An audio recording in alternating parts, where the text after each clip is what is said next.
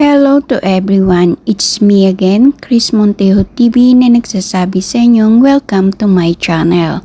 Hello to everyone, hope na ma-enjoy nyo ang panunood ng panibagong episode ko at samahan nyo ako hanggang dulo. Ito pong babahagi ko sa inyo ay kaugalian sa aming bayan ng Roxas, sa lalawigan ng Oriental Mindoro, kagawian sa bawat piyesang dumaraan. Ito'y ipinagdiriwang taon-taon sa aming bayan o sa aming lalawigan sa bawat bayan nito. Kaya na nga po, sama-sama at sabay-sabay po nating panoorin ang kanya-kanyang talento ng mga kabataan sa bayan namin sa aming lalawigan.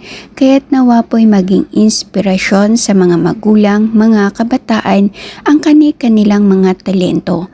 Ito po'y pagpapakita ng kanilang talento sa pagsayaw at pagbibigay ng inspirasyon sa mga kabataan at magulang upang suportahan ang ating mga anak sa kanilang ikaliligaya at kung saan sila masaya ay nandyan kayo palagi.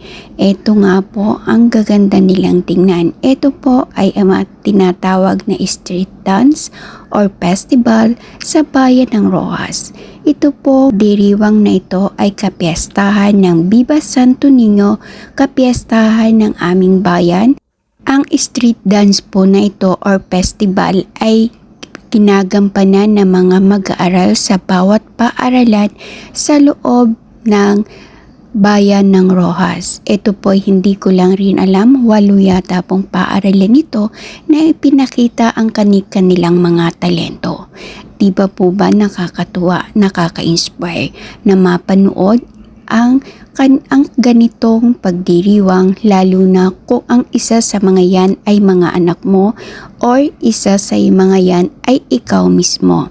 Pagpapakita at pagbibigay ng inspirasyon ay isang napakagandang bagay para sa atin. Sinasabi nga nilang magastos pero sulit naman kapag nakita mo na ang kalalabasan ng lahat.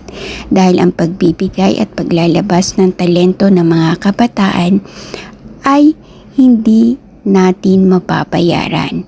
Hindi natin pwedeng itago ang bawat talento. Dapat yan ay inilalabas habang mga bata pa sila at ma-inspire nila ang mga kabataang katulad nila. Sa mga magulang katulad natin na sinasabing magastos ito, pero nandun ang kasiyahan natin at maging proud tayo sa kanila, mga magulang, mga kabataan, maging inspirasyon upang ipakita ang bawat talento ninyo. Bawat talentong naririyan. Mahirap man ang buhay pero patuloy na lumalaban upang maipakita. Malay natin ang pagpapakita ng ganitong talento ay maging daan upang higit na makilala ang bawat isa sa inyo. Good luck po sa mga pakabataan na nagsipaglahok, sa mga mag-aaral at sa mga paaralan na sumuporta sa mga talento ng mga mag-aaral. Maraming salamat din po sa bayan ng Roxas upang maipakita at mabigyan ng magandang pagkakataon ang mga paaralan at mga mag-aaral. Sa pamunuan ng bayan ng Roxas, maraming salamat po. Nawa po'y maging inspirasyon sa bawat isa sa atin ang lahat ng ito. Kakatuwa talagang pagmasdan ang sabay-sabay nilang paggalaw at ang pagiging inspire nila na makuha talaga ang kanilang panalo. Ang lahat ng bawat isa nag-effort, alam nating ang gusto nila'y magtagumpay at makuha nila ang champion.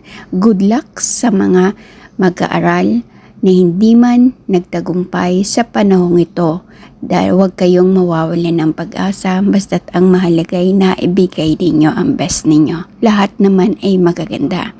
Sa paaralang nag-champion, ito po ay ang aking paaralan na kung saan ako'y nagtapos din ng high school. Ito po ay ang Marcelo I. Cabrera Vocational High School.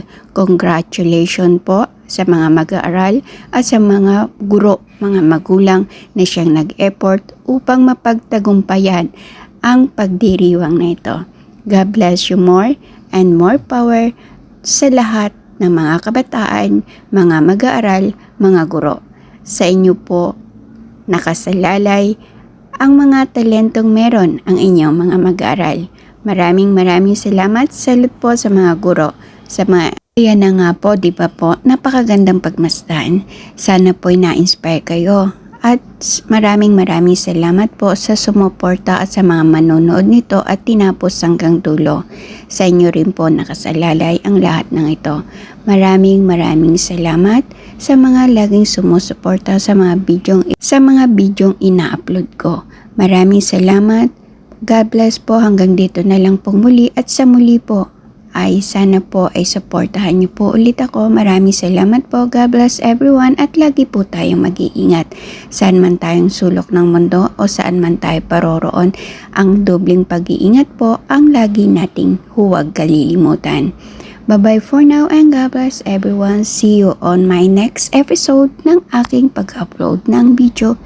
Mag-iingat and God bless po muli. Again, it's me again, Chris Montijo TV, na pansamantalang magpapaalam sa inyo pero mag-iiwan sa inyo na munting kasabihan na ang mga pangarap ay hindi tinutulugan, bagkus ito'y pinagsusumikapan upang pagising mo sa umaga, ito'y may ngiti kang hatid sa iyo'y isang panibagong pag-asa na magdadala sa iyo ng alam mong isang panibagong tagumpay. Tagumpay ay magmumula sa iyong mga kamay, hindi kanino man.